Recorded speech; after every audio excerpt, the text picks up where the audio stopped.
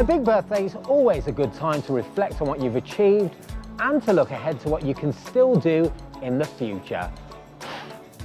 And for the BBC, there's not just lots of content to be proud of, but also the fact that this organisation, set up in 1922 with a vision to inform, educate and entertain, has also helped to change many people's lives for the better.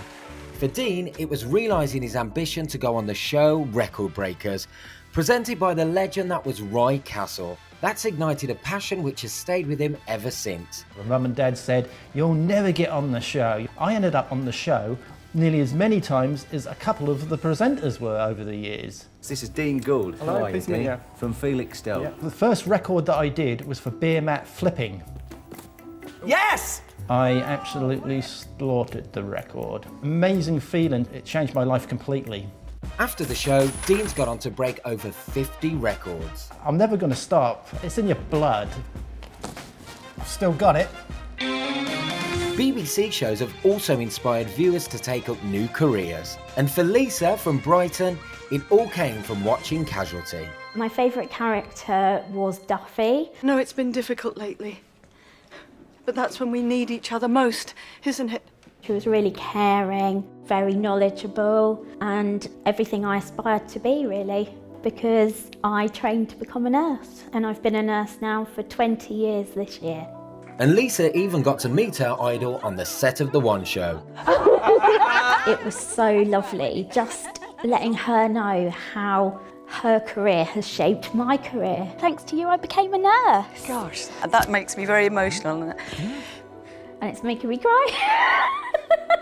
The BBC has a long history of looking out for the great British public, whether it's safeguarding them from scams on shows like Watchdog, or using itself as a platform to fundraise and shine a light on amazing charities across the UK. There are appeals that people will know well, like Children in Need and Comic Relief, but we also have appeals every week on Radio 4, and we have Lifeline once a month. The very first appeal was just a few months after the BBC was founded, and it was for veterans who were homeless from the First World War, and it raised £26, 6 shillings and 6 pence. In the last year alone, £120 million was raised across all the charity appeals broadcast on the BBC.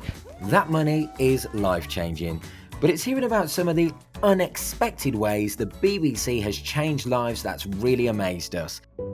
As with Barry, who wrote to us after watching a film here on The One Show. So in 2014, I was diagnosed with a serious heart condition. No drugs and medication would bring me back.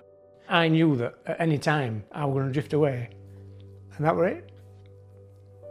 So watching The One Show that night gave me the biggest window of hope that I ever had in all the time I was ill. By chance, the guy had the exact same heart condition as me. Now Michael's stem cells are being injected into his heart, and the hope is medicine gets to a point where organs regenerate themselves.